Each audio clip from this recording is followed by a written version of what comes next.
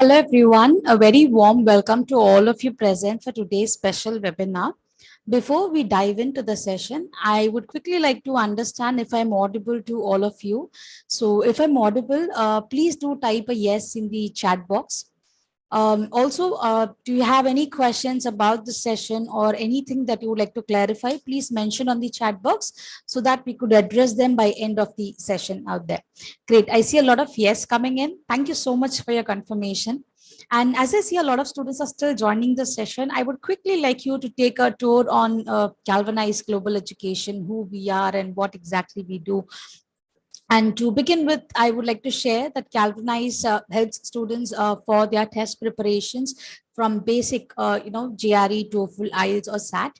And then we gradually help students in their admission process, wherein we help them for their bachelor's, master's, and doctorate degree.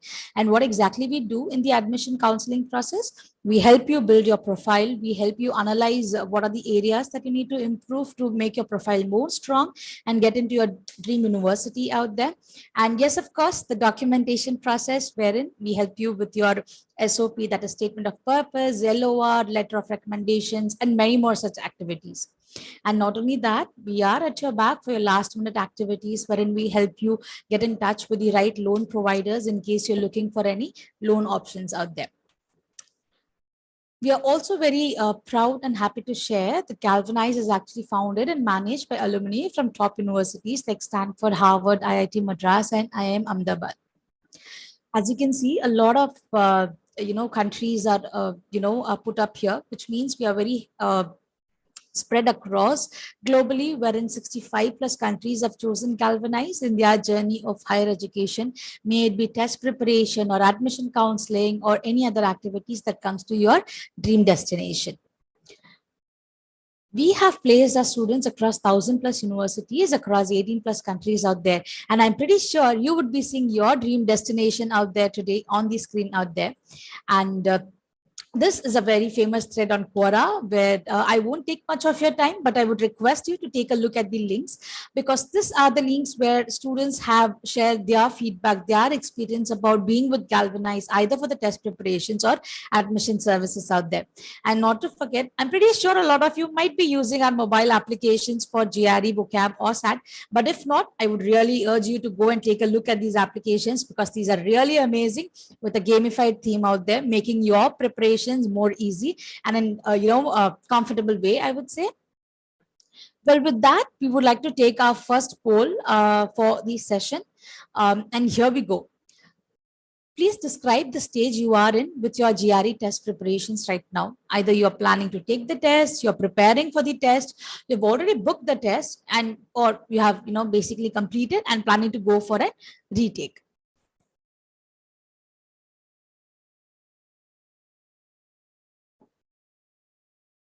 Okay, a couple of you are still thinking to take the test, but most of you are still in the preparation mode. So I'm pretty sure this session is going to be quite exciting and informative for all of you out there. And with that, we would like to end the first poll here. Moving forward, I also would like to announce something very special where by end of the session, we will be sharing the profile evaluation link, which is really effective for all the students because this link is going to take you to your dream destination. How? By getting in touch with us, speaking to our experts, understanding what takes it to complete a profile and go to your dream university out there. So stay tuned, be till the end so that we will be sharing the link shortly and you can make use of this opportunity out there.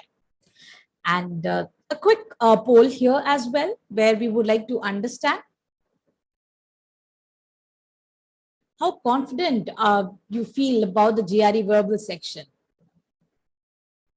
Okay. Well, I see it's fluctuating somewhere between not confident at all, not very confident, somewhat confident. And I think this session is going to leave you more confident as to how you can, go ahead and get your dream score for your verbal section out there. And with that, we would like to end the poll here. Thank you so much for your responses.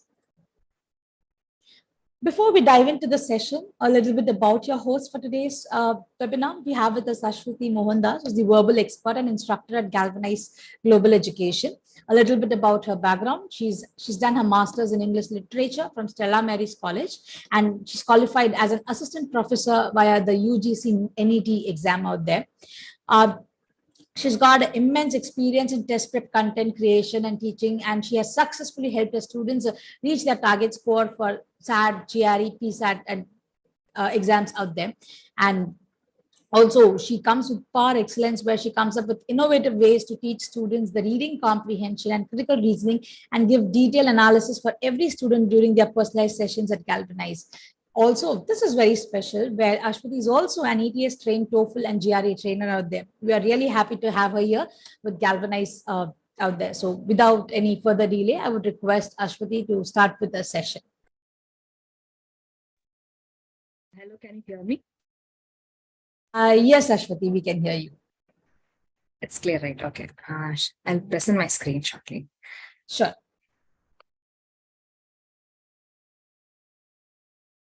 Is the screen visible to everyone? Yes, it's visible. Okay.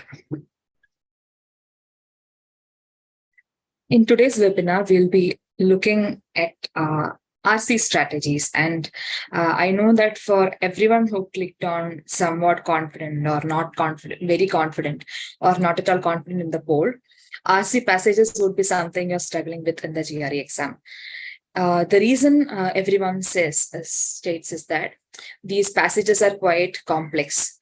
So it's hard to understand word meanings. It's difficult to follow the ideas discussed in the passages. And it's even more difficult to match the ideas discussed to the questions and choose the correct answers. So in today's webinar, we are going to simplify this whole process for you and give you a concrete strategy that can help you tackle these reading passages. So let's first look at the question types in GRE Verbal. We have reading comprehension questions, sentence equivalence questions, and text completion questions. Sentence equivalence and text completion questions are called discrete questions because these are sentences with blanks. So in text completion with one blank, you have a single sentence mostly.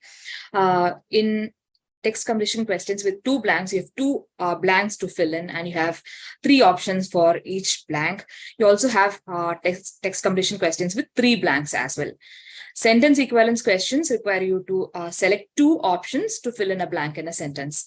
And there, the two options, when filled into the sentence, should convey a similar idea to the whole sentence. The sentence should overall mean the same thing. Okay. So we are not going to discuss those question types today. However, we are focusing on the reading comprehension questions, which will contribute to around half of the questions you will encounter in GRE Verbal. So reading comprehension is pretty important. And once you have a passage, you also have an associated set of questions, which can range from one question to even 6 questions. So it's important that you understand these passages right and develop the right reading technique. So what are the commonly asked questions when it comes to GRE RC passages? So some students say that they struggle with RC and what they should probably do. Some people wonder how they can read through a long passage in a short time. And it's also a common concern regarding answering the questions. What strategy would actually help out? Because there are a huge variety of questions that you can encounter. So how can you improve your performance in GRE RC? So for this, we are going to suggest the right reading technique. Please listen to this carefully, and I also suggest that you take notes so that you really get this inside and you can apply this as you practice. So step 1 is that you read and understand each sentence before proceeding to the next one. Now, this seems pretty obvious, and I think everyone would be probably thinking this is not even a strategy or a technique, because this is what we always do. We read the first sentence before we go to the second sentence. But just think about this. How focused are you when you read your sentences? Do you just proceed and read quickly without understanding every word? Or do you pause and read with rhythm, pause at the right junctions, understand each word, how it is significant, how the words are connected? Do you do that, or do you just finish the whole passage and end up not understanding everything? So think about this. So the first step is reading and understanding each sentence and then only proceeding to the next one. And then you also have to understand how the sentences connect to one another. So when you proceed from sentence 1 to sentence 2, you should have an idea of how the sentences are connected. Is there a contrast as you move from sentence 1 to sentence 2? Is sentence 2 an example of sentence 1? Is sentence 1 introducing the concept and sentence 2 elaborating it? So there are different kinds of relationships that can be there between sentences, right? So this is what you're going to notice in step 1. In step 2, you're going to summarize each paragraph in less than 10 words. This is for you to develop an overall idea of the passage. So imagine when you read a story or watch a movie and someone asks you what it is about, the main idea or the central concern in the whole text or the movie. So you would be able to express that in just a sentence, right? So that is what we are looking for here. And sometimes the RC passages can just have one paragraph. So in that case, you can even break it down into smaller sections. This is just to aid your comprehension. You need not even do it there. You don't have to write it down or anything, but you can just mentally segment the whole passage into a few paragraphs. So first step, you understood the sentences and linked them together. Step 2, you summarized each paragraph in less than 10 words. In step 3, you need to form a table of contents from your summaries. This is not a formal exercise, and nobody is going to grade you for your table of contents or your summaries during as you attempt your GRE exam, right? So this is just for your help. You need to use this as you answer your questions. Step 4 deals with proceeding to answer the questions. So looking at the questions comes at the very end. You're not going to look at the questions first and hunt for the answers in the passage. You're going to read the passage, understand the passage, and then you're going to understand the question and then only look at the options. So there is a clean sequence that you must follow. So now I'll give you a second to maybe make note of the steps, and then I'll proceed to the next slide.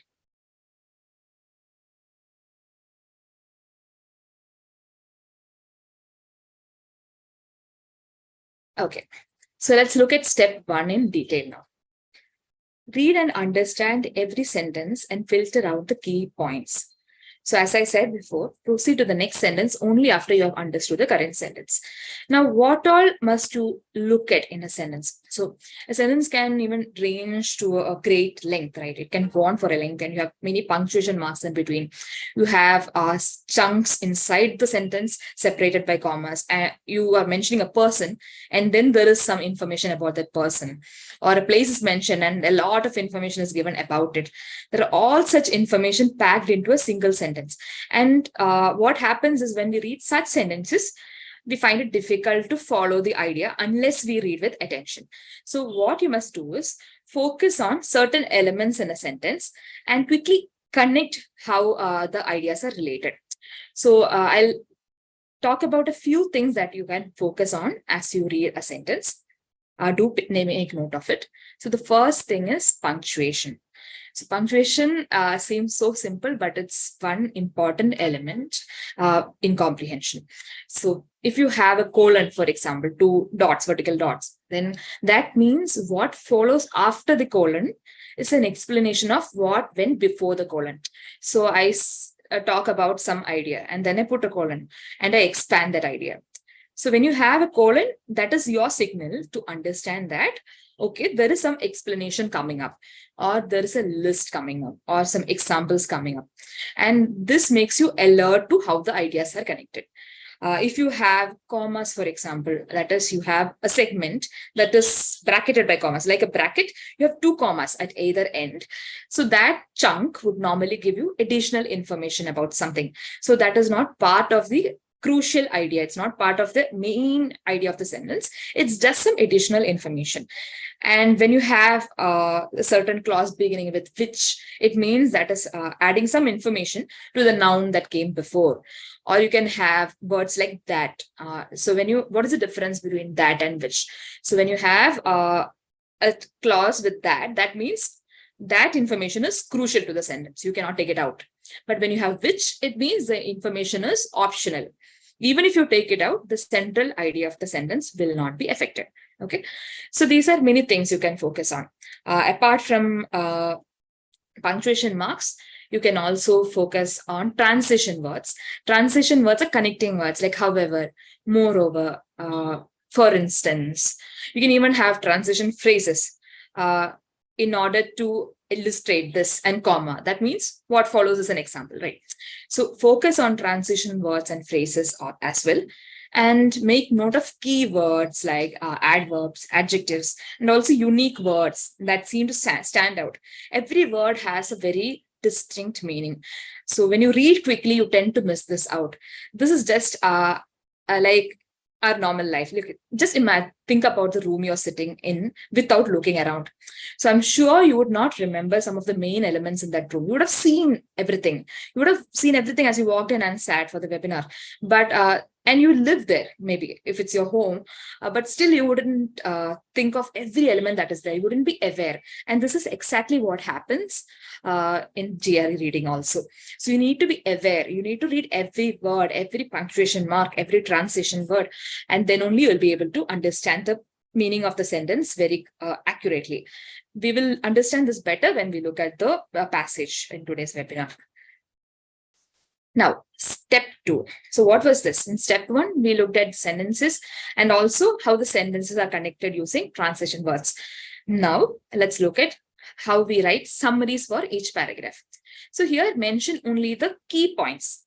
And this is not to show anyone. So you need not be perfect. You need not use perfect grammar or neat handwriting. You can just note things down on the scrap papers so that it's easier for you. For me personally, I work better with mental summaries. I don't like writing it down, but I try to connect things in my mind. If you're such a person, then that would also be the way to go. You can also use visual summaries, arrows, circles, and things like that, because that leaves an impression in your brain as you do it also. So you can try different techniques and see what works best for you. And when you note down the summaries of each paragraph, also notice how each paragraph connects to the one before it. So the first paragraph probably looked at a topic as a whole, and the second paragraph dealt with one side of the debate. The third paragraph probably dealt with the other side, and the final conclusion could probably be the author's preference of the side, which side the author is picking. Is it the pro side or the against side? So that is how each paragraph connects to an entire passage, right? So even when you write essays in your college or anywhere else, you would have seen that your professors talk about organization, how you have to structure the essay perfectly, how everything has to be organized logically and connected to each other, right? So GRE passages would definitely be structured well. So make sure you note down the summaries and also observe how the ideas are connected. And that would help you with step 3, that is your creation of the table of contents. This is just you understanding how the ideas are related.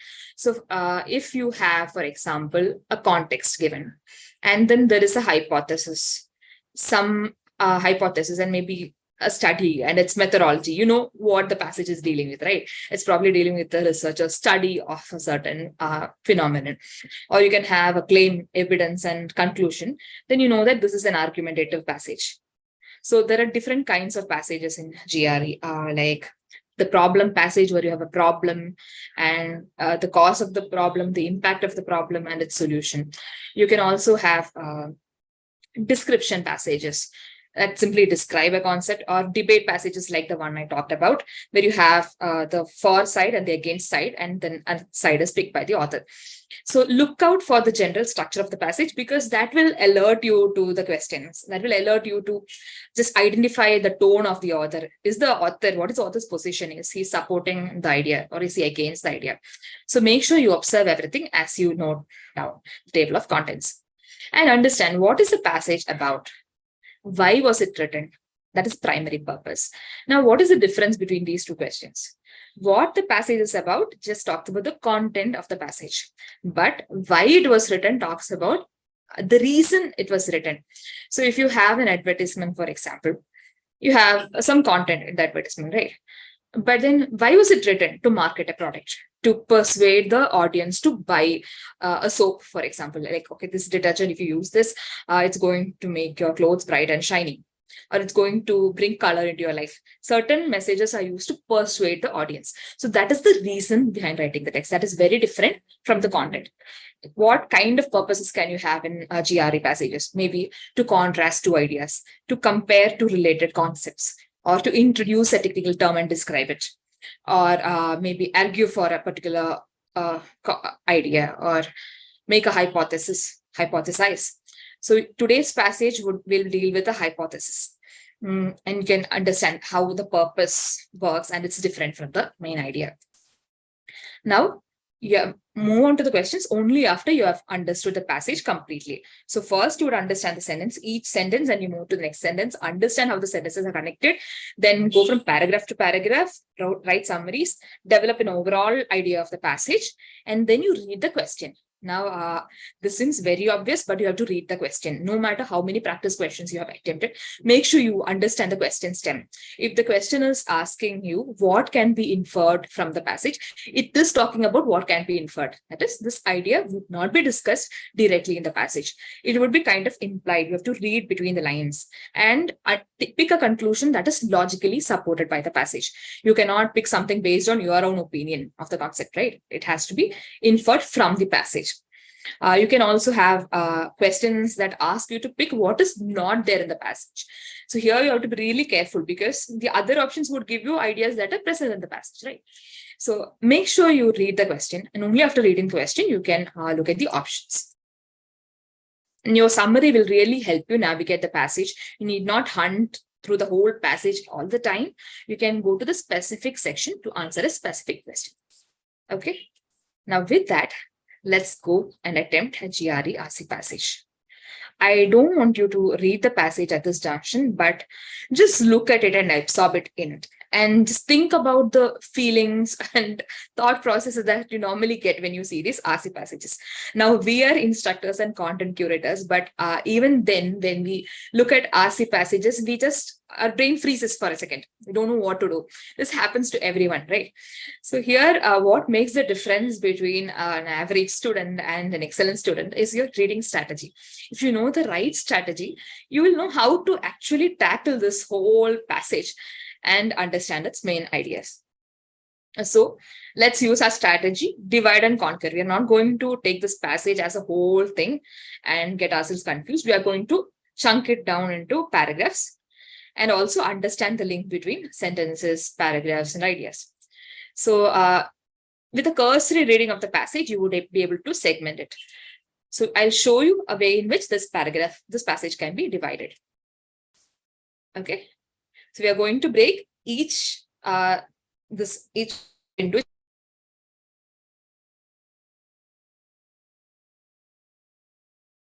like this. You cannot you cannot mark it or copy paste the whole passage and put it down into bullet points. Think about it, but have it in your mind and be. 1 second, Ramya, am I audible? Hello. Hello. I'm audible, right? Oh yeah, Okay. yeah. Thank you. Yeah. Okay, thank you. Sorry, students. So here, this is one way in which this whole passage can be chunked. So in the first section, there is a certain set of ideas discussed, and then there is a shift in ideas. That's why this has been marked as a second paragraph here. And the last section deals with the hypothesis. Okay. Now, I looked at the passage before. That's why I was able to chunk it so quickly. You would probably take a second to skim through the passage and then chunk it. And you cannot do this on the GRE and make copy paste the paragraphs, but this has been done to demonstrate this to you. You can maybe have a mental way of doing this, or you can use notes skillfully. Okay. So we have 3 paragraphs now and not a big passage. So let's look at these 3 paragraphs now. Even now it looks pretty daunting, right? So there is one sentence, topic sentence, and 2 points under it. The second topic sentence, 1 point under it. And the third one. So did you observe something here? Each section that we looked at, each paragraph we have created, the first sentence serves as kind of a heading. So because here the transplantation of organs normally involves two major problems, and there are the two problems listed. Here there is some contradictory idea indicated by however, and then some elaboration of that, or an additional point. Maybe we have not looked at the passage yet, right? And then finally the hypothesis, which deals with 2 points again. And so each paragraph is logically chunked here, and each first sentence deals as a kind of topic sentence. This is also another tip you can use. In RC passages, generally the first sentence would give you some kind of context or some topic or introduction to the whole passage. It can give you a perspective. It can give you, set your view of the passage, right? You know what to look at and what to pay attention to. Okay, now let's try out our strategy. We are going to read paragraph 1, note the key points, and come up with a summary. As I show you the passage, I want you to take out your notebooks if possible and try to come up with a summary. Okay, your summary has to be brief and precise to the point. Just set a limit of maybe a sentence or 10 words. Okay, I'm going to read this paragraph, and we are going to notice the different things I was talking about. Now, I can read this like this. I'll demonstrate the wrong way of reading this passage. The transplantation of organs from one individual to another normally involves two major problems. Organ rejection is likely unless the transplantation antigens of both individuals are nearly identical. And the introduction of any unmatched transplantation antigens induces the development by the recipient of donor-specific lymphocytes that will produce violent rejection of further transplantations from the donor. Okay. Now, I finished reading the paragraph, but I understood practically nothing except that the paragraph talks about transplantation. But if I read this with the right rhythm, the right pauses, probably I can understand this better. The transplantation of organs from one individual to another. So this is talking about organ transplantation. Organ transplantation, not kidney transplantation, not heart transplantation, but organ transplantation in general. This normally involves two major problems. Normally involves. So what does that mean? So it generally involves, or as a rule, it involves. It typically involves two major problems, but not always, right? It doesn't say always, or it doesn't say sometimes. But so what is the difference between normally and sometimes? If I use sometimes, that means I'm talking about an uncertain quantity, right? It's not a large quantity. It's not like mostly involves. It's different. Sometimes it's like some of them involve two major problems. But when you say normally, it means most of them normally, as a rule, involve two major problems. Okay. And since we understood this, we have a colon here, and we know that the two major problems are probably listed there after the colon. Now, the first problem is that organ rejection is likely unless the transplantation antigens of both individuals are nearly identical. Now, I'm not going to read this segment right away. We are going to understand this particular segment. Organ rejection is likely. That means it's possible. There is a high chance that there would be organ rejection. Right? It's not going to happen 100%. It's not sure that it will happen, but it's likely. How is it likely? Unless the transplantation antigens of both the individuals are nearly identical. That is, not exactly identical, but almost identical, right? So here is a technical term, and unless we are students of this particular field, there is high chance we don't understand this term, right? But don't worry about such terms. Make sure you understand that there is something being talked about, right? So there is some aspect that is involved, that is transplantation antigens, right? Now, unless something, let's call transplantation antigens X, unless the X of both individuals are almost the same, there is a high chance that the organ would be rejected. This is the meaning of number one. Now, what is the second problem? If the introduction of any unmatched transplantation antigens, okay, this is the opposite of what was there in one, right? In point one, we were talking about that X, which is almost identical for both the individuals. But if the X is unmatched, then something happens. What happens? It induces the development by the recipient of donor-specific lymphocytes that will produce violent rejection of further transplantation from the donor. Okay. This seems very complex. So it induces the development of something. Okay. By whom? By the donor or the recipient? By the recipient. So here you're chunking each thing. It induces the development of something, and the something is in the recipient. And what develops? Donor-specific lymphocytes. Again, this is a technical term. You do not need to understand the technical meaning of this term. So it leads to the development of Y. Let's take it as Y, capital letter Y. So if the X in both individuals are unmatched, then Y develops in the recipient, and this Y will produce the violent rejection, not just mild rejection, it's violent rejection. So note the adjective here, of further transplantations from that donor. So if the transplantation antigens of both individuals, the X of both individuals are almost the same, then there is no problem. If it's not almost the same, there would be organ rejection. What else would happen? There would be the development of Y, donor-specific lymphocytes, in the recipient. And the development of Y will produce violent rejection of any more transplantations from that donor. So this seems even complex. Maybe if you write it down, and it will become clearer to you. Think of ways in which you can jot down a summary for this passage. And let's look at our two summaries that are there on the slides. So these are the keywords we looked at. Normally, two major problems. Organ rejection is likely, unless there is a word of contrast here. Then introduction of unmatched transplantation antigens. It induces the development of something, right, that produces violent rejection. Okay, so we have read this passage critically. We have asked questions. We have noted punctuation marks, transition words, keywords, and also words like likely or it will produce. What is the difference between will produce and is likely? Is likely indicates a possibility, but will produce is more definite. Is likely is less definite than will produce. Right? So note all these things and come up with your own summary. Okay, I'll give you a second for that.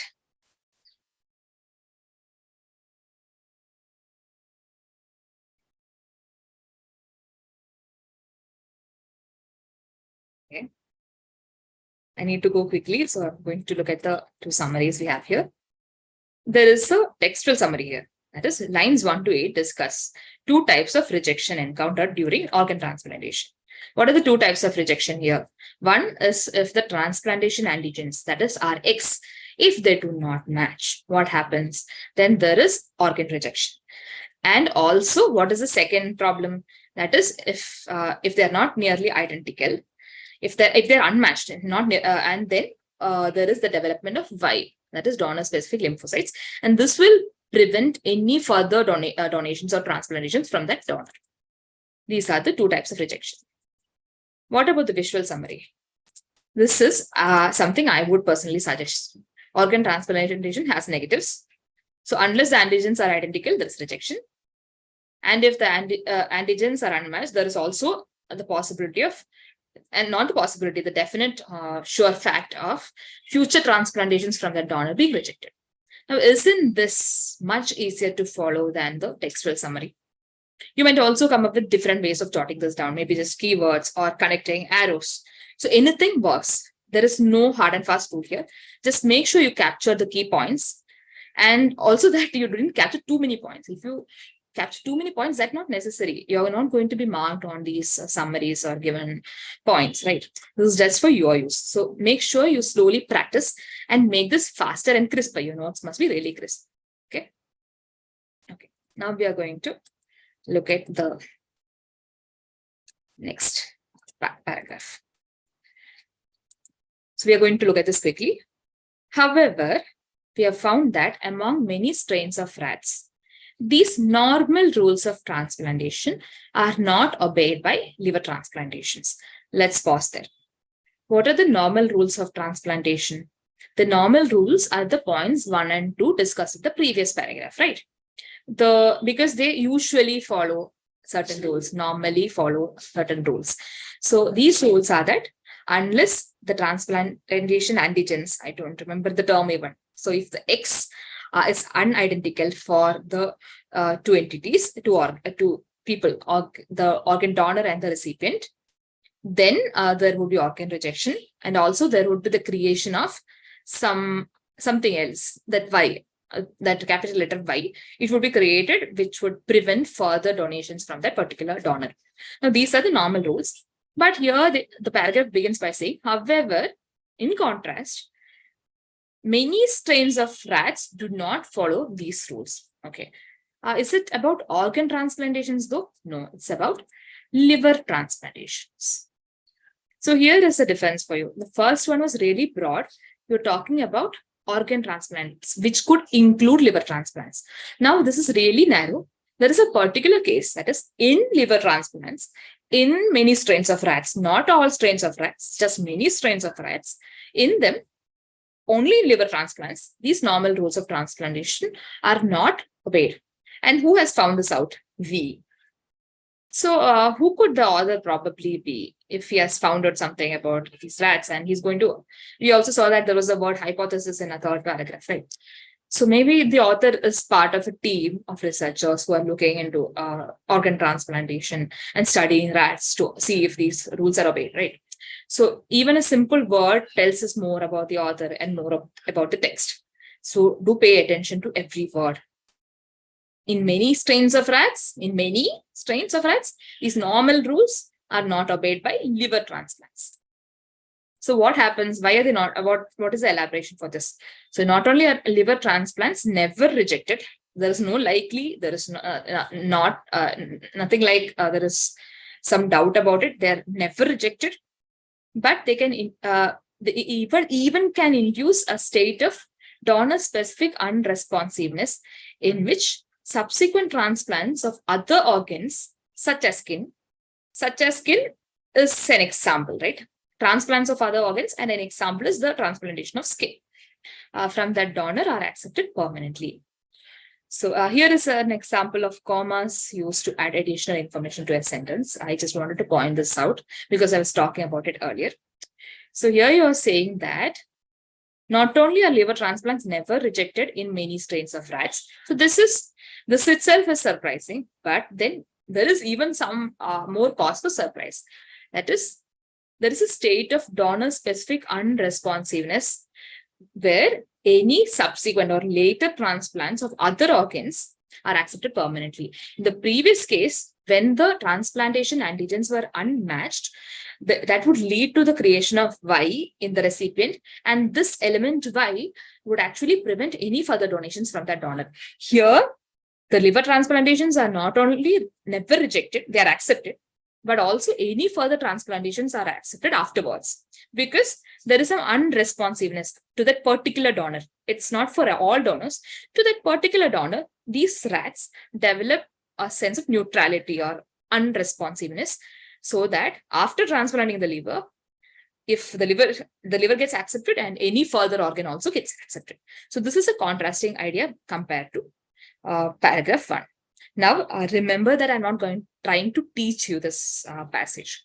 This is just to show you how the thought process works. And it's difficult to follow the thought process as well. And I'm trying my best to show you how a passage can be read with attention to detail so that every little bit of idea is understood perfectly by you. Now, this is an example of a textual summary. So these lines discuss how liver transplants in rats are special. So how they're different. Maybe I would write down something like this: how liver transplants in many strains of rats don't obey these rules. Okay. Or they actually contrast what was observed earlier. Right. You can note down your textual summary as you wish, so long as you follow it and it's brief. This is an example for a visual summary. Liver transplant in rats, there is no rejection, plus further transplants from the donor are successful. Now, just compare this paragraph and this visual summary. Does this make reading comprehension much easier for you? If you see a question now, would you be able to answer it better than if you are looking at the paragraph? You would, right? So that is the benefit of actually writing down a summary. Initially, this would take a lot of time And you might think this is a huge waste of time when you don't have you don't have time to finish your verbal section. But practice the strategy more and more. And it's like learning to drive or learning to swim. First, it takes a lot of time, right? After a point, it becomes second nature. And then you would not even need to write these summaries. It would happen all in your head, right? And you don't need to explain this to anyone because you just have to pick the right options, right? Okay, now we'll quickly look at paragraph 3 as well.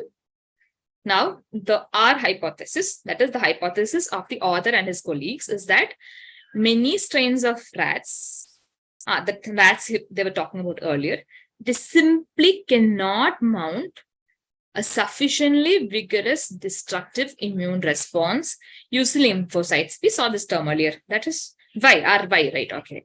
So they cannot mount, it's absolutely sure they can't, simply impossible that they can mount a vigorous immune response that is enough to outstrip, that is to take over or just go beyond the liver's relatively great capacity to protect itself from immune response damage. So here, this chunk can be better understood by looking at the second part first. So to outstrip something, right? What is being outstripped? What is being, what do you have to overcome? That is the liver's greater capacity, relatively greater capacity compared to the rats.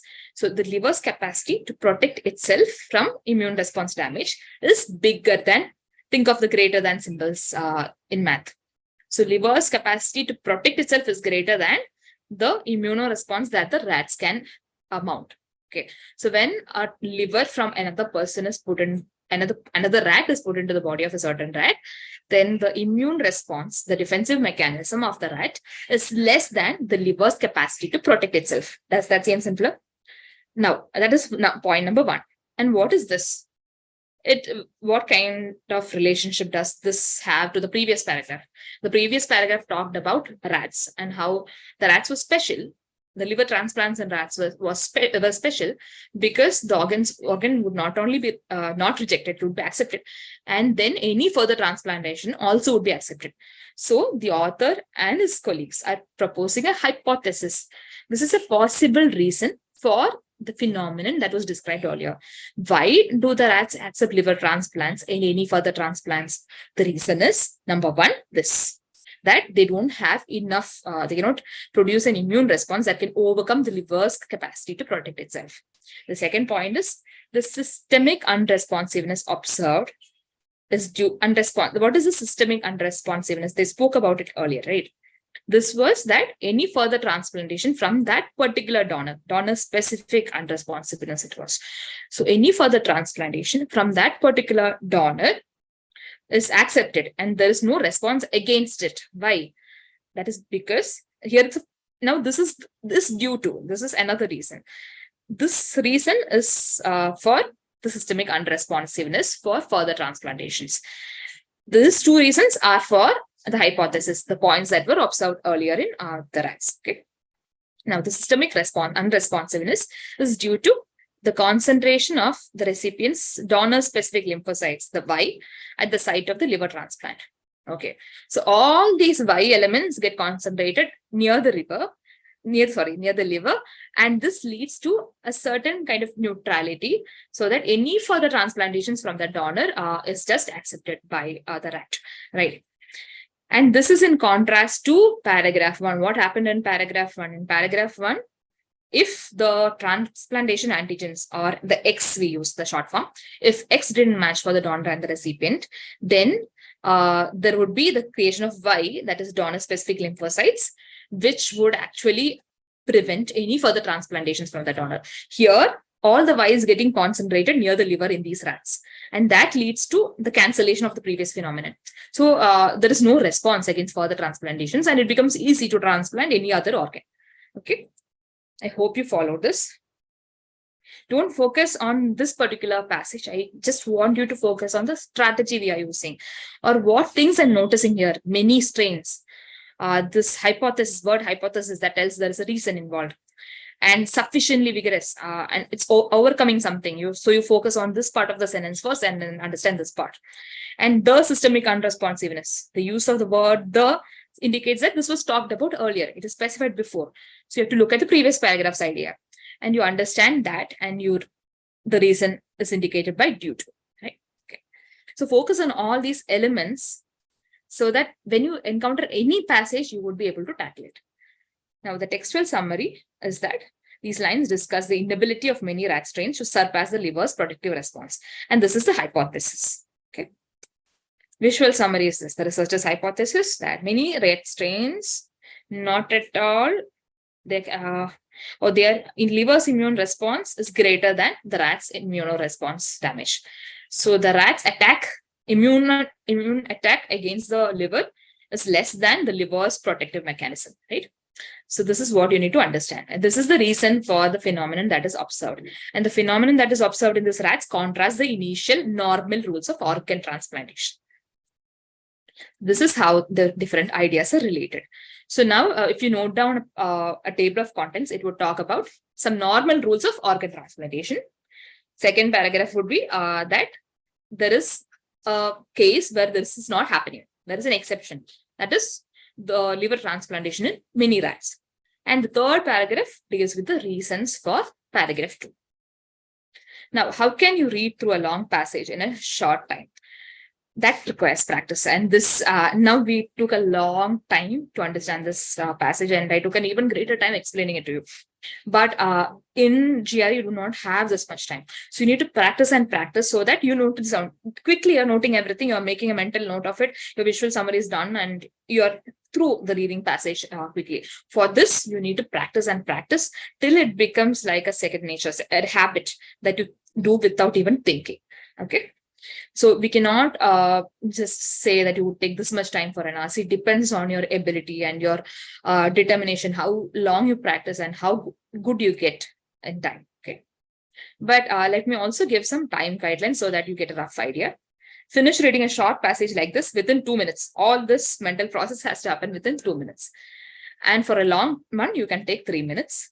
For every corresponding question, spend no more than 30 seconds. Okay. Now, this is not concrete. So for some questions, you might be quick. You might be very good at text completion questions and you do not need much time for that. Then maybe you can use the time for RCs. Or you're spending too much time for RCs, then you need to cut it down. So think about these time guidelines and practice till you get to this level. Okay. Now let's look at some questions based on this passage. So how would you answer these questions? First, you read the question and understand what is being asked, exactly what is being asked. Only when you have a clear idea of the question, you proceed to eliminate the incorrect options. You identify the relevant information and locate the portion of the passage which contains the answer.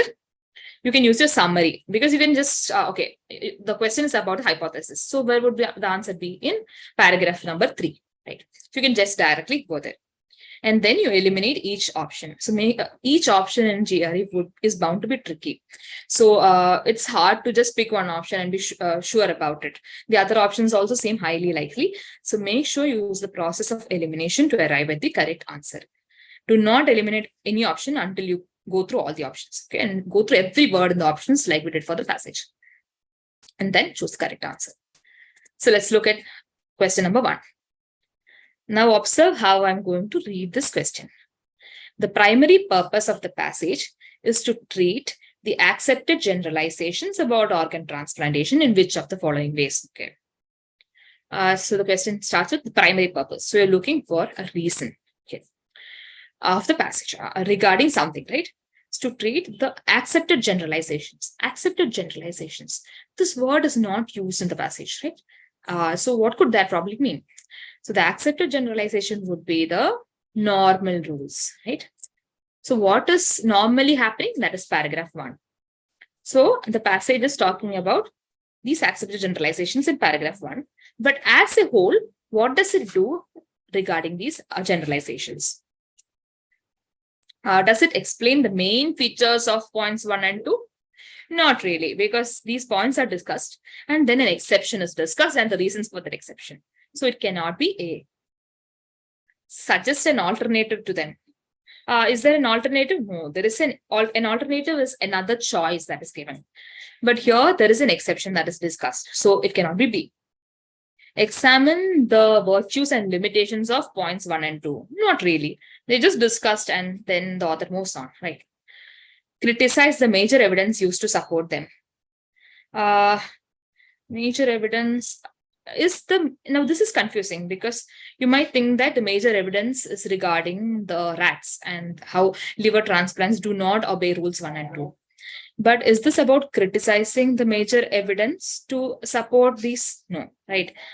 Because you're not given any evidence that supports this. You're only given evidence that contradicts it, right? You're only given an exception. So it cannot be D. So we are only left with E, but let's just verify if this is correct. Present findings that qualify these rules. What does qualify mean? Qualify means that it says, okay, these rules are true up to a certain extent, but there are certain cases or certain scenarios in which the rules don't hold true. Does this happen here? Yes, right. So the rules are discussed and then you're given a scenario where the rules are not obeyed. So these findings in paragraph 2 qualify the rules discussed in paragraph 1. And so E is the correct answer. Now for the second question, I would like you all to try and arrive at an answer and we'll discuss. It can be inferred from the passage that the author believes that an important difference among strains of rats is, you have 5 options. I'll give you a few seconds and I would like to look at the chat box and see how you respond.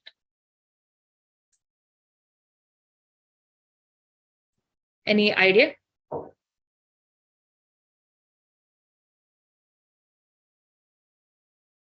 Okay, one person says D, Ayobami. Okay. Anyone else? Quick. C, okay. C. Okay, many people are saying C. So C is the correct answer. And let's see why. Okay. So here it's talking about an inference from the passage. The author believes that an important difference among strains of rats is, so there is a difference, how the rats are different from the initial phenomenon. Is the size of the livers bigger? No. Is the constitution of their skin different? No, that's not mentioned. Skin transplants are mentioned, but that is not relevant here, right? The strength of their immune response reactions. This is mentioned, isn't it? So here it's mentioned that when liver transplantation happens in rats, they cannot mount a sufficiently vigorous destructive immune response to overcome the liver's ability to protect itself. Their immune response is not sufficient to overcome the liver's ability to protect itself. Right? So the strength of the immune response causes this liver to protect itself, so that all these elements of Y that we named Y, what are these donor-specific lymphocytes? They get concentrated at the site of the liver transplant. Why do they get concentrated there? Because these rats cannot mount a sufficiently vigorous immune response. And this is the main reason why the rats are different from the other cases observed. So the strength of their immune response reactions is the main factor in how the rats are different here. Sensitivity of their antigens. This is a tempting option, I accept. But here, the passage doesn't tell us anything about how sensitive their antigens are. It's not discussed at all. So this goes out of the scope of the passage. So be very specific. And when you pick an option, go to the passage and see if it is supported in the passage. Okay. The adaptability of their lymphocytes, it's also tempting. But again, here, how adaptable these lymphocytes are is not mentioned. It's only mentioned that the lymphocytes get concentrated near the liver. Okay, so it's important to note every detail and then pick only an option that is supported by the passage. C is the correct answer. Now we'll look at question number 3. According to the hypothesis of the author, the reason that after a successful liver transplant, the reason that rats do not reject further transplants of other organs from the same donor is that, okay, this is a detailed question and this is regarding something that is directly discussed. You don't have to infer something. You don't have to make conclusions. It is just asking for a detail that is mentioned in the passage. So what is the detail about? Now, we can simply locate the answer and solve this question, right?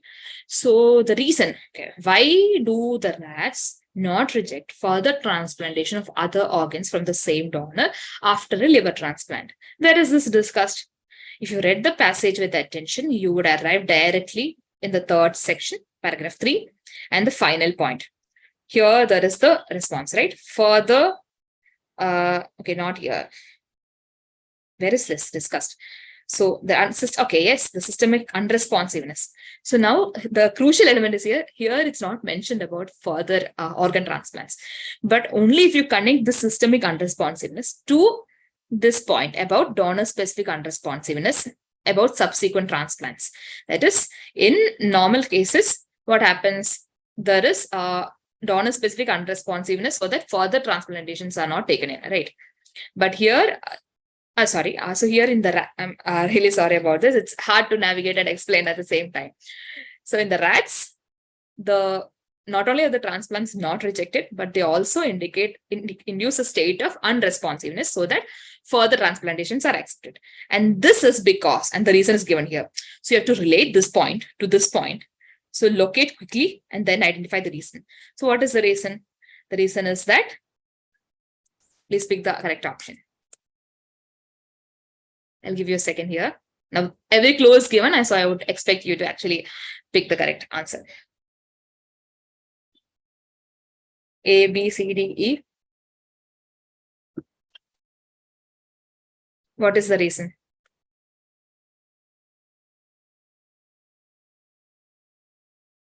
D, okay. Any other answer?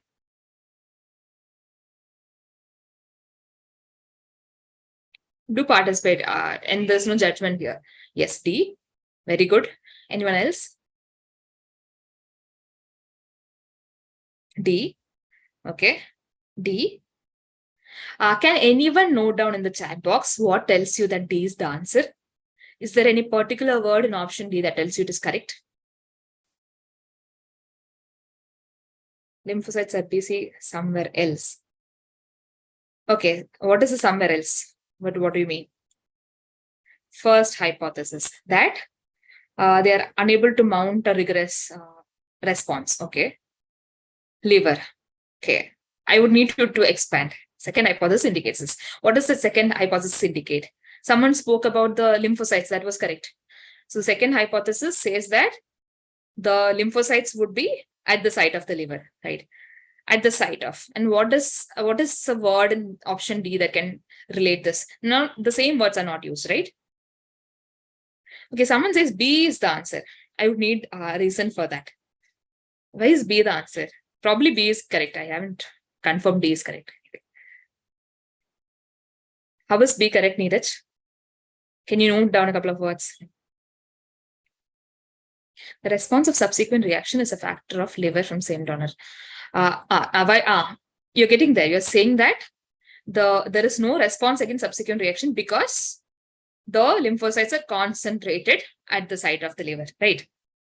So what is a word here that will give you a clue for that?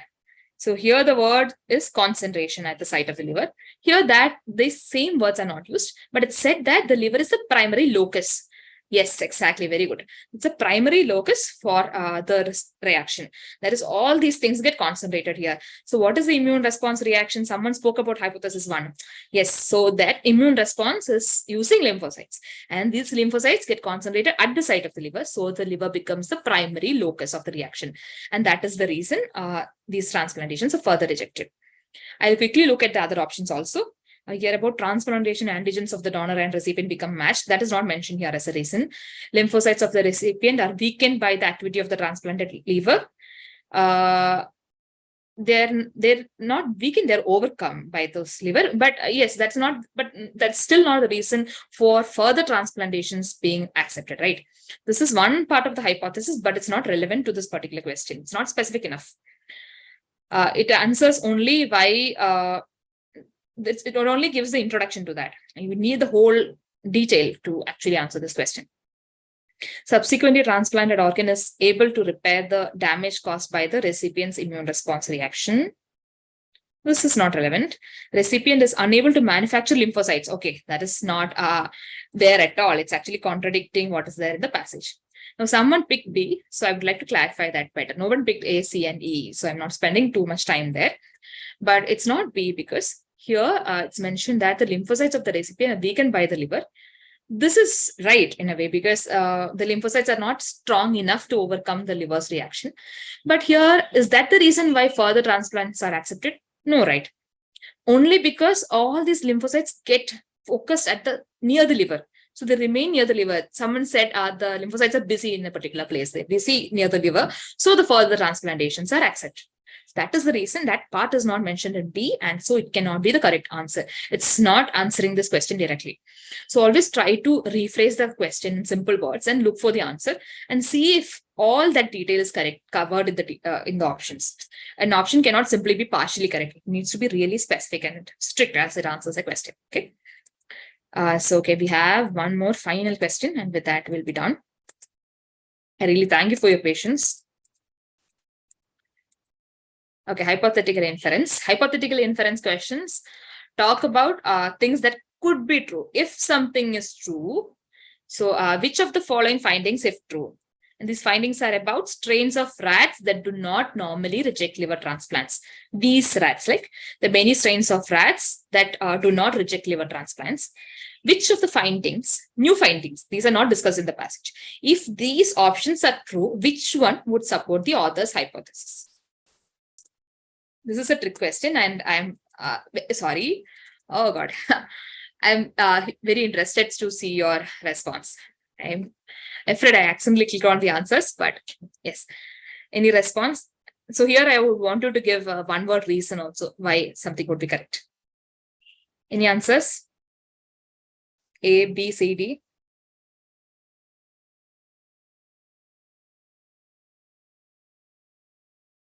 Think about it for a second. So which of the new findings about the rats that do not reject liver transplants, which of the new findings would support the author's hypothesis? What is the author's hypothesis? Points 1 and 2. Point 1 is that they cannot mount a strong enough immune response to overcome the liver's reaction. Point 2 is that the unresponsiveness to further donations, the acceptance of further donations of other transplants is because all the lymphocytes get concentrated at the site of the liver transplant. These are the two hypotheses we have.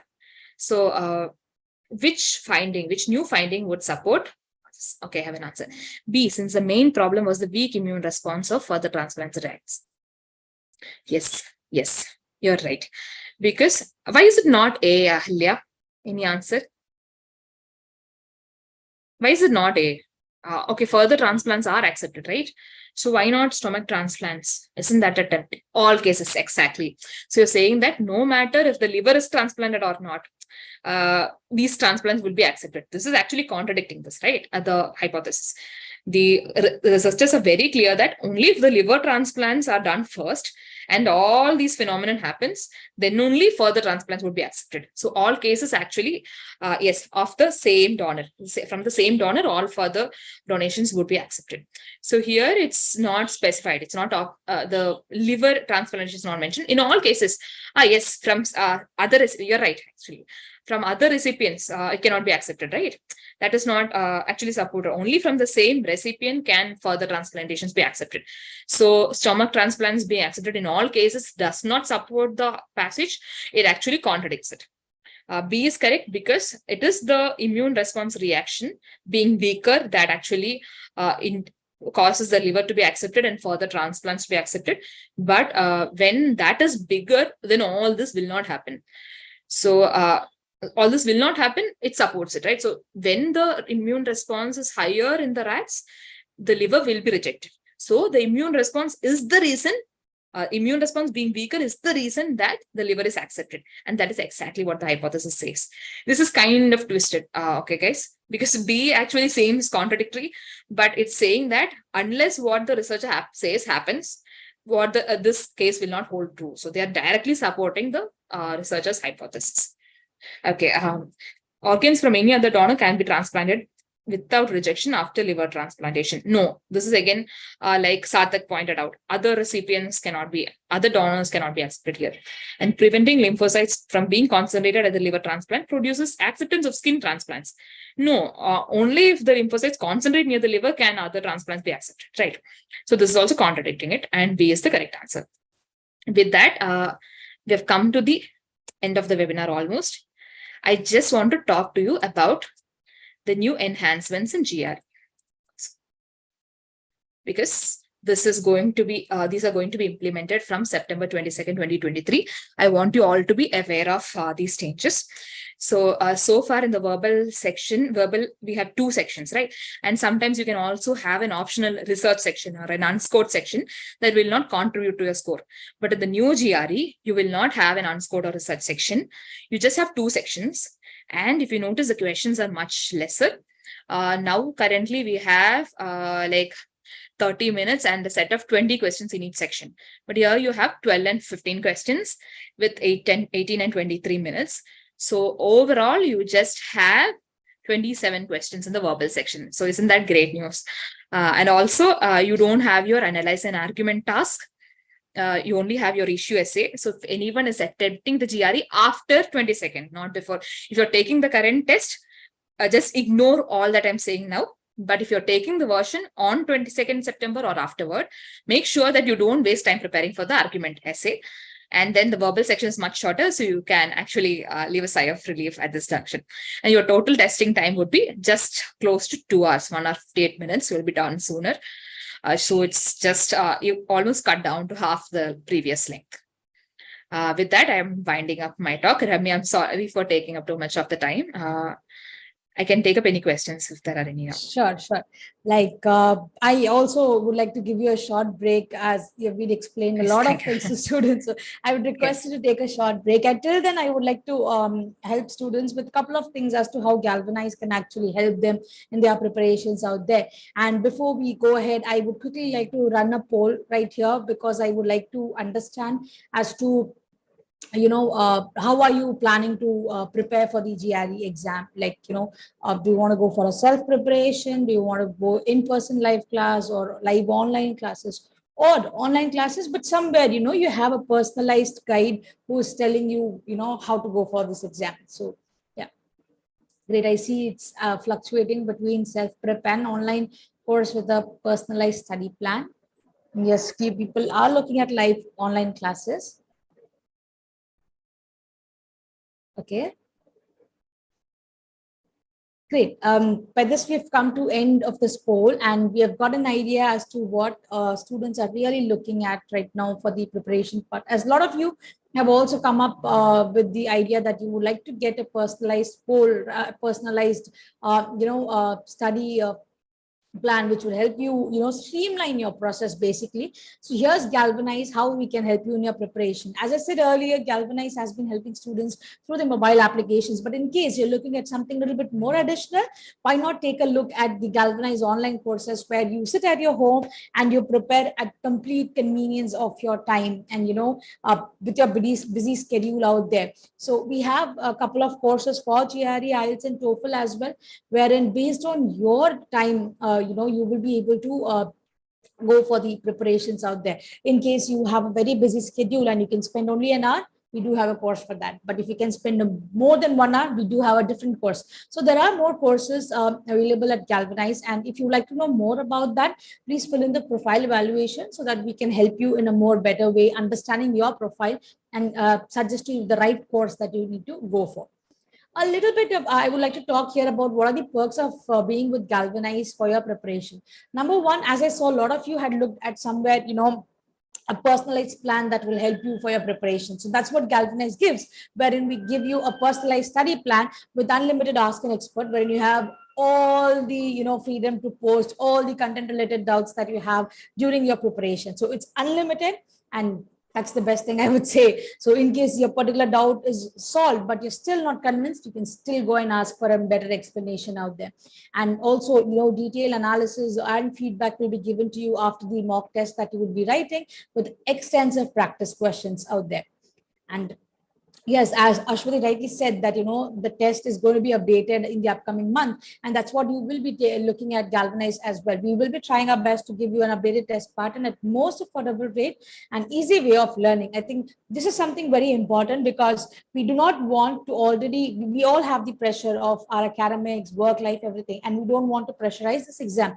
And that's where Galvanize will help you ease out with easy way of learning, with extensive video lessons, helping you understand the concepts in a more simpler way, and also with expert guidance, solving all your content related doubts out there. And in case you're looking at Galvanize for a little bit more additional help, wherein we help you with the admissions part as well. So this is something where the flow goes on. When a student comes with us, when he onboards with us, the first thing that we do is we have a profile evaluation call. As you see, it's a part of the course, but today we're giving it as a free. So don't waste this chance. I would say make best use of this opportunity. Fill in the form. Why profile evaluation is important? Because it helps you understand what are the shortcomings in your profile and how you can overcome that, and build your profile over the period so that you have a very easy process to get into admits to your dream university out there. And based on your profile, we help you with university shortlisting, wherein we consider your area of interest, what are your budget, everything will be considered, and you will be provided with universities that you can apply for. And finally, moving towards the documentation process, wherein we help you with drafting resumes, SOP, LOR, visa assistance, and then guiding you with the right loan providers. And finally, a pre-departure activity, wherein we help you understand what are the things that you need to be careful at. And so I would like to freeze my screen here for a couple of minutes. And I've also shared the link in the chat box. Please do fill in the profile evaluation form. This is really very, very helpful for students out there. At this early stage, if you take this opportunity, you will know what are the shortcomings, and you can go ahead and plan your preparation out there. And till the time I've freezed the screen, we can take up the questions. Aswathy, would you like to take up any questions that, students have posted, and anything that you would like to share? I believe there was just a question by Yashwant. He was asking how all the strategy we discussed was possible in such a short time. So he's right in a way, because we are talking about RC pass. You have to read the passage within 2 minutes. There's a long passage in 3 minutes. So you're probably wondering how you will do all this. But this is, and explaining this or doing this for the first time will definitely take a lot of time. But I would suggest you actually try it out as you read. Because if you read a passage normally, casually, without focusing on these details, you might end up choosing the wrong answers and lose a lot of marks. So try out the strategy, underline punctuation marks, keywords, and see how they're related. And if you are worried about spending time, maybe you can try to slowly transition to a mental summary, note down a summary very briefly. And we are not going to spend a lot of time noting things down, right? We are going to be very brief and make it visual so that you remember things. If you're not a person who's trusting this process, you cannot write it down, you feel a lot of time would be wasted, try to observe all this mentally and take things in as you answer. With time, I'm sure this will help you out, because reading strategy, the reading technique, and understanding the details right is the main thing to answer RC passages. It's just like a normal reading processes. We don't, whenever we read something or we talk to people, we don't capture everything. We just get a gist of everything, right? We don't focus on minor details. But when it's an exam like GRE, you have to focus on the minor details. So for that, I would suggest you try out the reading strategy and see how it works for you. You can also personalize it according to how you like it. Okay. So that's my response to the question. I don't think there's anything else, Ramya. Yes, of course. So in case students, do you have any particular question and you feel that, you would like to get in touch with us and get doubts clear, please do fill in the form and we will get in touch with you. Also, in case you would like to take a look at today's webinar, do subscribe for our YouTube channel, because all the webinars that we are conducting is available on our YouTube channel. I've shared the link in the chat box. So if you would like to go back to the webinar and, pause and understand, slowly how the process actually goes. And, even for any webinars out there, to subscribe for our channel, and you will almost get all the webinars out there. And in case you are unable to find them, please do get in touch with us. These are our contact details. We will be glad to help you out there. So, I think there are a couple more questions. I can take them up. So one question was regarding how many RC specific questions would be there. So currently in the GRE, what happens is you have half of the questions roughly that pertain to RC and half the questions pertain to discrete questions. So it would be similar in the new version also, we are told. So out of 12 questions or 15 questions, maybe you can expect some 6 or 7 questions from RCs, because they are, ATS is saying that roughly half the questions would be from RCs. And you can have different passage lengths, ranging from short passages like the one we looked at, even shorter passages than that, to ones that are 4 to 5 paragraphs long even. But it really depends. But you didn't find too many long passages in your GRE. Those would definitely be limited, especially considering that you only have 12 or 15 questions maximum, right? So you wouldn't have too many long passages, I guess. But if you do have them, they would be rare, and you can have them up to 4 or 5 paragraphs. Sarthak's question is regarding something else. I think some other team can help him better. Ramya, can you connect him to them? The admissions team can help him better. Yes, of course. So in that case, Sarthak, I would really request you to fill in the profile evaluation form so that our admission team expert could get in touch with you and get all your doubts regarding the profile out there. So please do fill in the form, and it's completely free. So again, you could get in touch with our experts and get more idea out there. Any other question that you have? We have last 1 or 2 minutes. If you would like to post them, do mention the chat box. And with that, as we are coming to the end of the session, Aswathy, any final word that you would like to share with students as a piece of advice for the verbal section? One thing I would like to share is when you read a passage, since our webinar was about reading passages, I would talk about that. So when you read a sentence, you think you understood it, but most of the times you don't. And this is a reality. It's because we know all the individual word meanings. It doesn't mean we connect everything well, right? So it's important to capture every little detail that is there. And initially, this might seem unnecessary even or time consuming, but with time, you will get quicker at it. And then you would understand the passage so perfectly that you will be able to rule out all the incorrect options and arrive at the correct answer. And coming to the questions, always follow the elimination strategy. Look at every option and see how you can rule out all the incorrect ones. Then you can be really sure that what you pick is the right answer. So these are 2 tips I would like to share with the students, and that's it, Ramya. Great, thank you. So by this, we have come to end of the session out there, and thank you so much, everyone, for joining us today. Thank you, Aswathy, for being with us today. And this is really amazing to have a verbal instructor like you with Galvanize out there.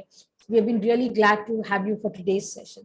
And we have one question from Neeraj. Do you have Express Online Live GRE batches? Yes, of course, Neeraj. We do have 45 days crash program as well. So please do get in touch with us so that we will be able to help you understand what are the features that comes with the crash program out there and how it can benefit you and get your dream score in the short span that you have. And don't miss out to fill in the profile form out there so that we can get in touch with you directly. So once again, thank you everyone for joining us today. All the very best, and stay tuned. Do join our WhatsApp community wherein we will be sharing all the upcoming webinars that we are having. We are also having a documentation webinar coming up this Saturday. So if you would like to join this session, do be a part of the WhatsApp community link that is shared in the chat box so that you are there update with all the amazing events happening at Galvanize for your better score and dream university out there. Once again, thank you everyone for joining us today.